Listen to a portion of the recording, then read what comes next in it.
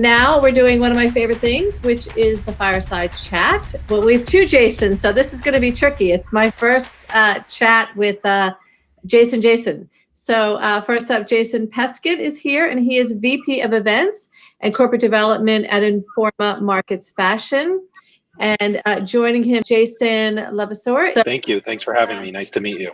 Yes, very nice to meet you. And Jason LeVasseur, am I saying it correctly? Yeah, LeVasseur, Karen, you were so right. I refreshed my screen and bam, here I am. There, you're here. Amazing. And you're standing. You know what? We had are you standing? Are you I am. around? I stand for all my events, yes. You know what? I'm like, why did I not think of this before? Someone yesterday, I love that. There was a woman on yesterday. She had a guy named Travis, and I think we all needed Travis. He built this beautiful box. I don't know if you guys saw yesterday. It was so awesome, but I love your draping background. So I'm like, thanks. Yeah, I'm mobile right now. I live in Nashville, Tennessee, and I'm currently in Maine. And okay, so you can just drop the cloth and go. Yeah, drop cloth and go. And I facilitate events all the time. So, but I'm also a traveling touring performer, so good to be able to do that's right. Okay, so you and I share that. See that makes sense that you're nimble and on the move, because I was a comedian for 10 years. I toured the world as a comedian, as an actor, performer. So I was like, why did I not think to be? So after this conference, you will not be seeing me sitting. I will be on the go and on my feet like you. So I love that. So both Jasons, welcome again, and the Jason LeVasseur, which I did not give you your formal intro, so I will do that. Jason, I'm going to say Jason P and Jason LV, if that's okay, because it will be very mouthy. Jason LV is the creative director of the Rockstar Projects, which I assume is why you're in Nashville. But I'm delighted to have you both here. So I'm going to start with a couple questions fielding to the two of you individually.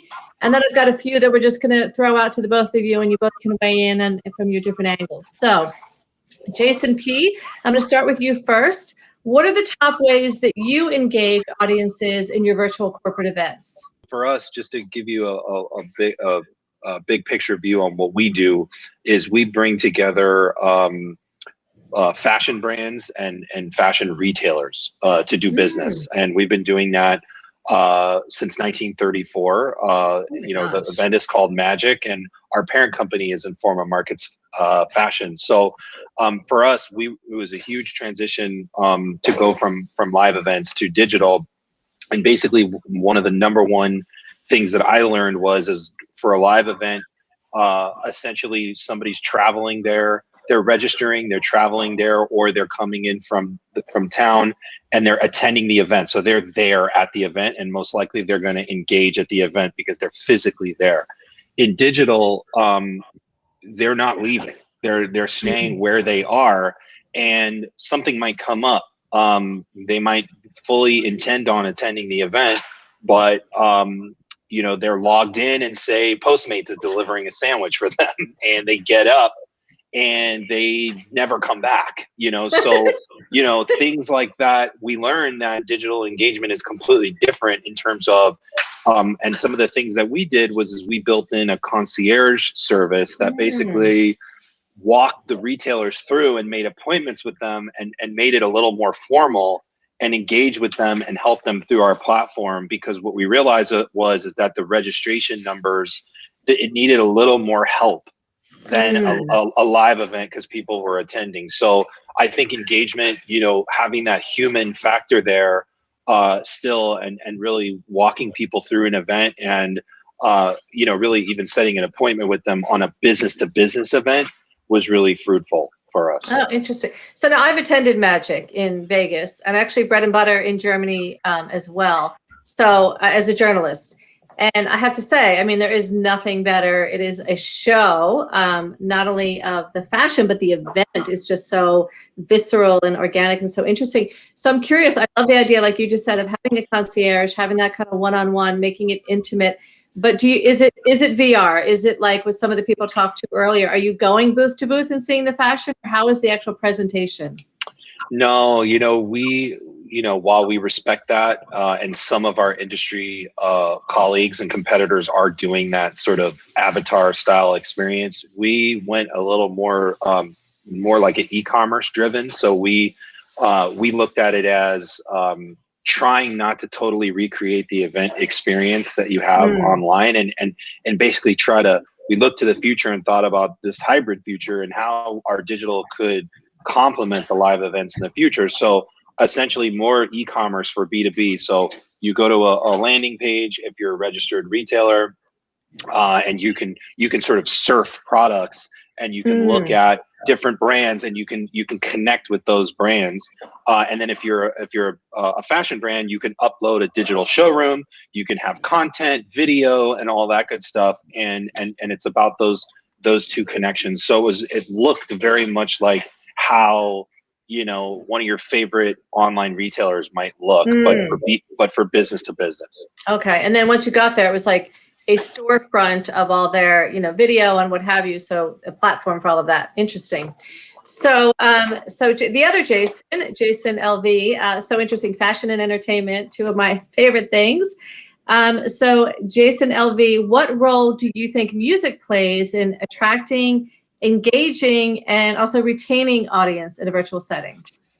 Well, that's a great question, and because I'm a musician, and in every one of my events, there's a guitar. So there's a guitar right next to me right now, and it's a nice break in the content, right? If it's for pure entertainment, you know, last night I was hosting an open mic night for a company, and we had 40 folks there. Some of the folks were just enjoying it as audience members. Some of the folks were just we wanted to perform. You know, so in a setting like that, you really realize that is the event itself. It's an event built around that. But in the setting that maybe Jason's talking about and some of the other events that you're doing, it's the entertainment's always fun. Entertainment's always fun as long as you've got a good performer. As long as you've got to make sure that you're, especially in the virtual world. Right now, there's so many amazing folks who have really stepped up to the plate and are doing a great job. There are other folks who are still a little bit behind, where they thought this was just going to be a 1 month thing, and they're still sort of kicking themselves for not embracing it. So, what does music have to play? For me, music's just a part of my everyday. So for me, it's almost like it's got to be there because in the framework that every team building thing I do is around the band. How are you helping your band? How are you showing up for your band? And that being, how are you showing up for your teams? And I talk. So for me, everything is rock and roll. And when you ask me what role does it play, for me, it's got to be there. Well, it's interesting because here there is, you know, obviously a crossover between the two of you. To me, music is inherent. Obviously, you know, Jason P, you know, you walk into Magic and there's music, there's an ambiance, there's a vibe. I mean, it's like a concert. It is immersive. It is, you know, 360. So it's so interesting. It's like, I can't imagine events without that music, even that ambient sound in the background. There's an energy, there's a fun, it feels sexy, you know, if you're a travel conference or a fashion conference, you know, fashion event, it feels great. So it's interesting. My fear would be, you know, I worked as a comedian for many years. There was a rule with music that as a comedian, you never followed music because the mindset was that people listen to music, they stop paying attention and that they kind of rock. And so suddenly you get up and you start talking and people are like, oh, I'm not listening. I'm just enjoying. So it's interesting, like how you keep the music really visceral versus, you know, I would be afraid people would get up and make a sandwich or walk away. You know what I mean? Like not. So it is a tricky thing to keep. Obviously, music is important for any event, but to make it that it's engaging and that they're. Well, yeah, a lot of that. Don't mind me speaking. Is your choice of the songs, your choice of the music. Like one of the ways that I really engage audiences is through, if we're doing a breakout room, and people are coming out of a breakout room, that they come back into the main room and there's really fun music playing. You know, it's Earth, Wind, and Fire. Maybe it's the Bee Gees, right? But you've got something that evokes this immediate emotion to move. Like not only are you familiar with the song, but you're moving. So you're not necessarily playing a current top 10 hit where most of your audience might not be pop fans. But if you're playing some awesome classic song that just makes you want to move your booty, then people are going to do it, right? And they're coming. Everybody. You could be coming out of a very serious conversation, but then you come back into the main space or during those transition times. Right. So it changes the energy. Music changes the energy. Because it really truly affects your brain. It changes your brain. Transformative for sure. Absolutely. So Jason P, going back to you again, because you create events, you know, on such a large scale. What do you think event planners like yourself or others, contemporaries, were prepared for the virtual world? And what do you think were the skill sets that were required for them to transition to this virtual world? Yeah, I think we could have been in a better position. Some were more than others. And, when you're producing large scale events, you're very busy doing that and trying to make that very successful. And we were integrating things into our events, like Magic developed a really great app for your phone app. And that really, was improving the experience. But, and we had lots of digital ambitions and things that we wanted to do, but just to come down to it, the silver lining of the pandemic was that we stopped producing live events, and were able to 100% focus on digital because we could not do live events. And when you're talking about producing them for 90 years, every year, that we have, it was never stopping. And so we tried to take advantage and say, okay, let's really focus on this so that when the events come back, we learn a lot, we have things developed, and it wasn't easy. We are event producers, but what I think our leadership was smart about was finding the right partners that knew digital, bringing folks in that had experience, and so that we could quickly do things. But we definitely made, I think, a few years of progress in a few months, really, because we were forced to. You know what I'm saying? Right. So, and it goes without saying, and I'll say that some of the digital events were, in the industry were just terrible because they're event producers trying to figure out what to do. And then some were better, but everybody kind of knew, because we were all going through it together of, well, this is a whole new experience. You guys tried, you did well on this area, you might not have done, so everybody was very accepting of it all being new, because we were all on Zoom for the first time meeting and doing all these different things and wearing masks and wiping down, groceries from the market. So, it was very so it was an interesting time, and we came away with a lot from it. Right. So in essence, it's what we've been talking about this whole conference. You move forward, you have the physical, now you do the virtual, and clearly moving forward, you're going to continue with the phygital, bringing that with you. So I think we all can benefit from that. So this is for the both of you, and I'm going to start with you, Jason, LV. So again, no matter what the event, as we all know, be it virtual or physical, and now with the phygital, it's difficult to, how do you bring in an audience? So what do you find, Jason, LV, has been the most challenging factor to attracting the audiences for the virtual versus the in-person, especially you, like we talked about with music? I mean, there's nothing better than live. I think everybody missed live entertainment so much. So what did you find challenging to make that crossover, to bring people to have the same experience virtually?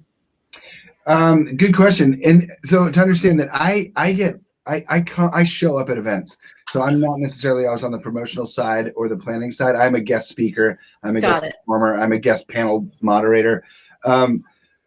Once they're there, though, I think the thing that I think getting over the idea that you couldn't see your audience in some situations, doing a webinar keynote or doing a Zoom where folks come in without their cameras on, and just being okay with that. Just being okay with that, because you really don't know what the individuals are going through or where they are in the world. But just get as a speaker, it's not a big deal. They showed up, right? Let's celebrate the fact that they're there. Right. And they took that. And those are folks that might not otherwise have come to your live event, right? Because they might be the most introverted person in the world from your company, and they're like, this would be miserable to be there in person, but now I get to come.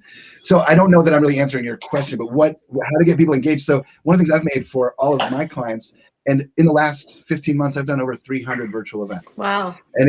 But part of it is that I started a Facebook page back in March of 2020 called the Virtual Event Ideas Community. And it now serves over 10,000 folks worldwide, where people share ideas. So that's my page, and I'm on that every day doing all the admin work on there. But I learned a ton, and it's really for me, it really is, so much of it is your own attitude.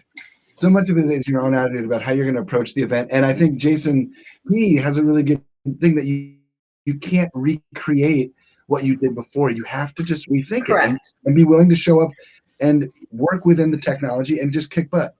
Well, yeah, and I think, in both areas, and really anything, it's all about flexibility, right? So it's completely different online, and it's just, you just have to, be engaging and still bring the same, principles to the table. But for you, Jason P., I'd like you to weigh in as well. Obviously, it's how was your success? Did you find, was there a hiccup in like, hey, we're going online, while you were figuring out this new platform for you or this new direction, what did you do? Or what were what were some of the challenges and what were some of the surprising success, again, in going into transitioning to the online versus in person? Man, like I said, we were, me even just personally as an event producer for many, many years, just and traveling the world in 2019. I did a lot of travel and, being in person, and just, it was a big paradigm shift for me to just be at home and in one location and on a computer sitting for, for several hours. So just that alone was a big challenge, I think, for all of our teams, not being together. Events people are outgoing. We like to be with each other. We look each other in the eye. It's like a very, people. Yeah. And so it was just, but thank God for Zoom and for FaceTime and all the things that we had, because we were able to transport the energy from in person somewhat over to, because of technology. We took advantage of it. We had fun with our backgrounds. We wave at each other. We sort of comment on each other's, whatever we're wearing or whatever's in the background. So we still kept some of that vibe, but we really missed being together as an industry. The thing about the fashion industry, though, that's very specific, is that you need to touch and feel the fabric. Totally. Okay. So, one of the things that was interesting is all the innovation that went on, where our brands were sending fabric and mailing it out to people and showing them, oh, here's what the look is, and then you could touch it while you were looking at it. In essence. Yeah, exactly. And so there were those interesting things, but that was the challenge. And in the fashion industry, these guys are going from, say, the cool retailers are going from walking the streets of Florence, Italy, and discovering new brands while they're noshing and seeing people on the street and touching fabrics and drinking, to sitting at home, and they were sort of like, whoa, where do I go? What do I do? And so again, it was really about us, really walking them through it, leading the way, because a lot of the fashion industry, while it's adopted a lot of digital practices, is very much a tactile, experience. And so that was probably our biggest challenge, is just the feeling of fabric. But what we were able to do is convene the industry, which is what Magic and Project and our event properties do, is we convene the industry together in one location, and we were able to do that digitally very successfully, because everybody wanted to come to one place and connect. And so I think like we can take that into the future and hopefully have a more of a 365 approach, where we're connecting people year round digitally, and then our events pop up, throughout the year, and maybe there's some planning and things that people can do, connections before. But it was a wild experience, that I think none of us will ever forget. I know. In the beginning of it, none of us could imagine like we would be here, like, and looking back, like, oh my, what was that? So I think we all rose to the occasion in ways that were unimaginable. So similarly, I'm going to go back to you, Jason LV, and this will be for both of you. I want to talk about, do you think you had to take a different approach in terms of your strategy with the content going online versus, in person, in terms of the content that you were delivering, be it entertainment or the event? What was your strategy, and how was that differ going online versus in person? Good question. I think for me, it's just the quickest way to say it is just smaller bites, smaller chunks. Even if it's a 2-hour event, is that you really build in more. You build in more movement, more activity, more variety. So if I'm a keynote speaker and I'm coming for a 60-minute on the stage, there's still movement. But when you realize that folks are sitting on their couches, sometimes watching you, you build in more transitions. You build in, maybe I'll play a different song. I'll ask people to get up and move. And that's really the delivery in smaller bites, because really the folks have, we're human. We don't Zoom fatigue. Right? We're human. And there's all these other things we could be doing, like getting food delivered to your door, So what my goal is when that person goes to get the food is that they're running to get back to their screen because they're going to miss something that was really fun. Because that's the whole thing, is like we need to create these events where our attendees are having a blast, right? They're learning, but when they're laughing and they're having fun and they're engaged, then they're really listening. Right. Well, I think that's a great takeaway, is that it's so true. Smaller morsels, make them tight, right and tight, make them wanting more, tiny, and the pivot, I hate the word pivot, but that the transition, like you said, switch it up, because I think the brain needs to be more stimulated because we're sitting here in front of a screen. So that element of surprise, make it short. So what about you, Dave, Jason P? Did you have a different approach or a different way that you were delivering content, or what was your kind of, switch up in your content? Yeah, so to piggyback off of what Jason LV just said, we did in execution what Jason's talking about, where we had 2 major digital events, while everything was locked down. On the first one, we had a lot more content, a lot more education. We were doing a ton of it. We went nuts with it because we were excited to do all of this stuff, and we had lots of people to feature.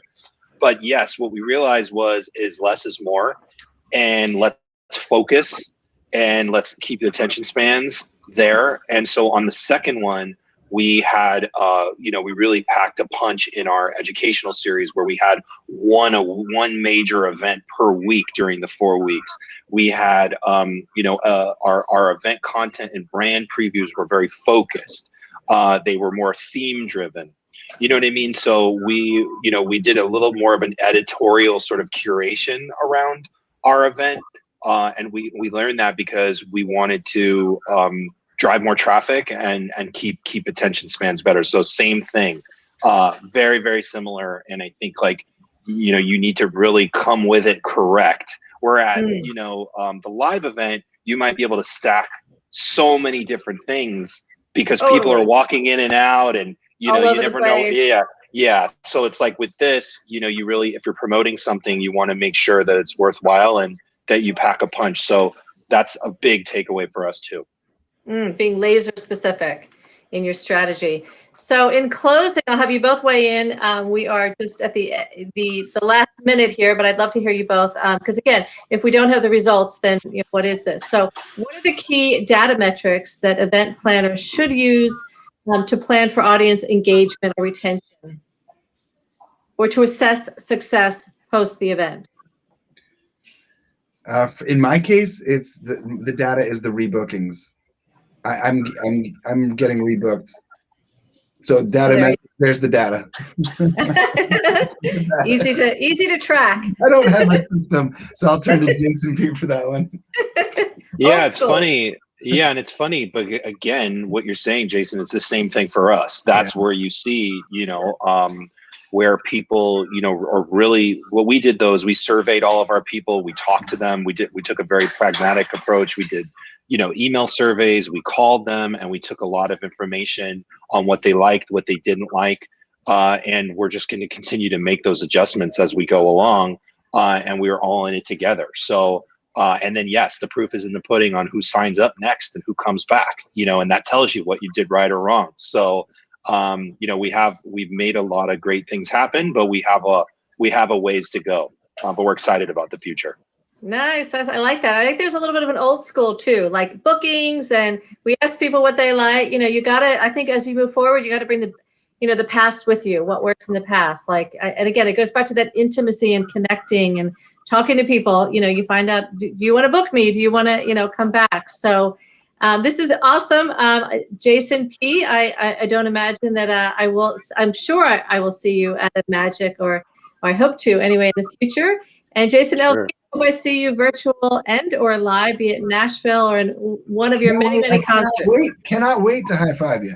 Yes. That's a promise. See you again. And Karen, thanks for moderating. Thank you both. This is my first Jason Fireside Chat. It will not be forgotten. Yeah, so we're starting. Thank you both. This was really awesome. And we will have everyone follow up with, on all your platforms and all the social on the back end. So thank you again.